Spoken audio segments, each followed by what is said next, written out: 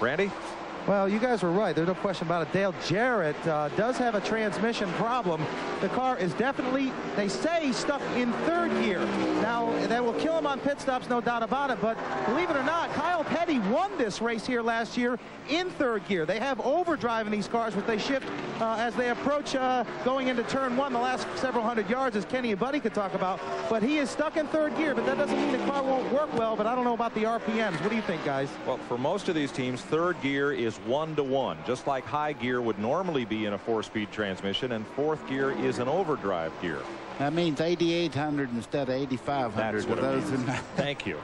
That's what it means. Wally Dallenbach picked up the lead for one lap. Rick Mast had led one lap ago. He and Jeff Bodine, and now Dallenbach are, now I believe they are the last to pit. That'll bring Rusty Wallace back to the lead.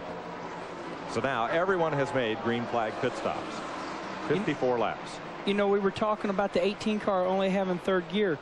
It's just like Buddy said, you know, if the motor can live all day, that'll be okay. But instead of turning 8,500, right now the thing's going to turn a lot harder. It's going to turn 8,800, and it's going to be really hard on the valve train. So it's going to be interesting to watch the 18 car if he consistently stays stuck in third gear all day.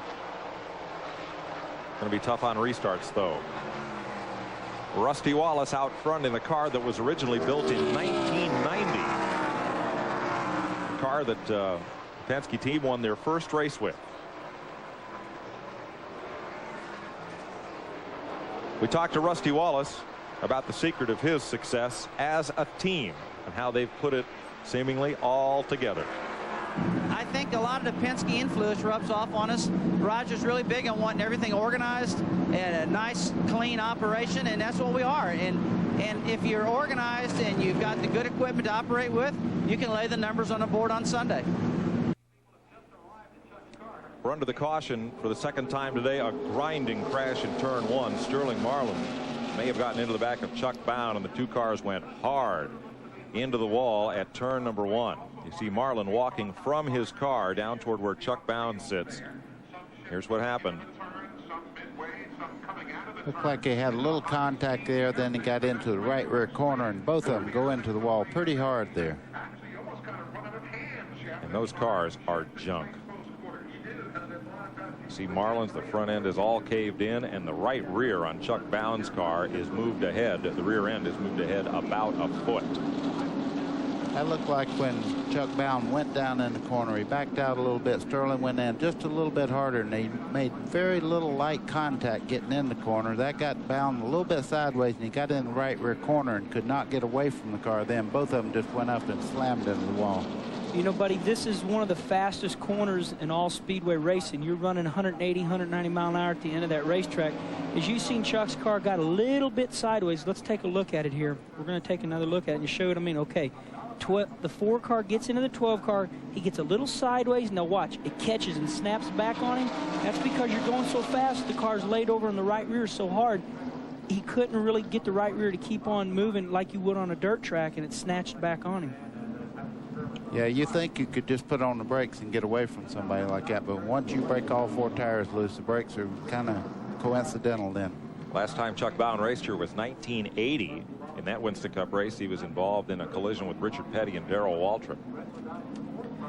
Yeah, as everybody knows, on these short tracks we run on, say Wilkesboro, you know, Martinsville, or any of them, you know, when the car gets sideways, you can drive him loose, get him sideways, drive him up off the corner, keep the rear end hung out. But as I've learned from Buddy Baker on these speedways, it's hard to do that, isn't it, Buddy? Oh, yeah, it is. You know, it's just it's a matter of inches a lot of times, and you go down in the corner, and once you make that contact, you're pretty well spent. No matter what happens, then 2 cars are like they're glued together. Dick Trickle's car on pit road. They had the hood up on the Active Trucking Chevrolet just a bit ago. Now they put it back down, and since we're under caution, he'll rejoin tail end of the field. So not a big rush to get him back out. A little clean of the grill, and he'll go back out. Bobby Labonte has also been in for a pit stop. 58 laps complete. We are under caution at Pocono. This is officially the 3rd time today for a crash involving Sterling Marlin and Chuck Bown at turn 1. We'll be right back.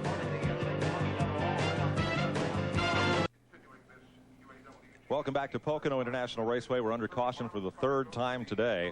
A crash involving Sterling Marlin and Chuck Bown at turn 1. Sterling climbed from his car, and the rescue workers are now assisting Chuck Bown in getting out of the Bobby Allison car down there at the exit of turn number 1.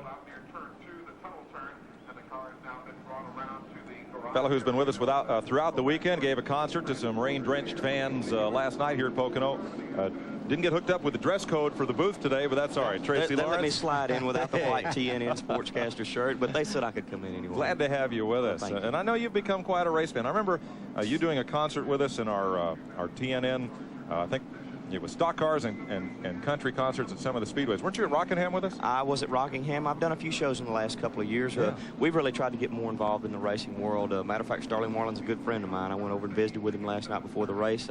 Looks like they're trying to get everything cleared up and get him back out on the track right now. And I noticed since singing the national anthem this morning, you've hung around to keep a close eye on this race. I'm trying to get as involved as I possibly can. There's just nothing like the thrill of Winston Cup racing, just the feel of being out on the track and hearing the cars run. It's a very exciting sport, and I'm just honored to be a part of it. Well, of course, as you listen to the music going in these cars as they leave this racetrack or coming in, it's country music in most cases. It really is. A lot of the fans that are Winston Cup fans are the same people that are country music fans. It seems to be a natural marriage between the two worlds. So we're glad to be able to come out and participate. And I've had the opportunity to meet a lot of the drivers and the teams and just to kind of hang out and be a part of the whole thing. Well, now, the two fellas to our right are budding singers. They are karaoke veterans. Kenny Wallace, Buddy Baker. I mean, do you have any career advice for these guys? Oh, don't give up your day job, man. Thank you very much. Thank you. Okay.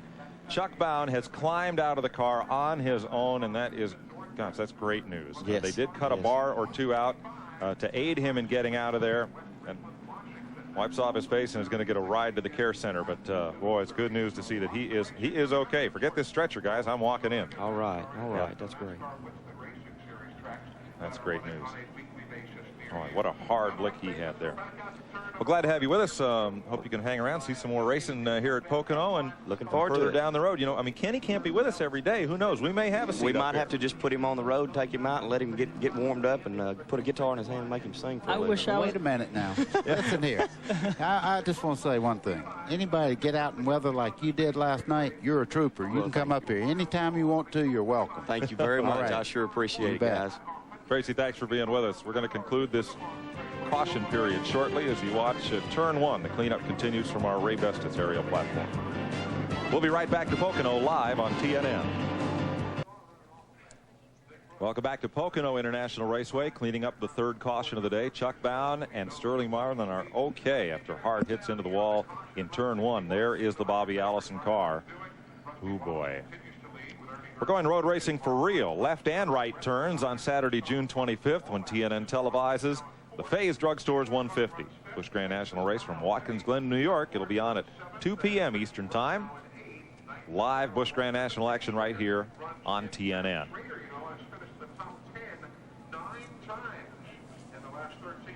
Well, Tracy Lawrence is going to be the next, I think, star student at the Buck Baker Racing School. And today, Professor Buddy Baker tells us something else.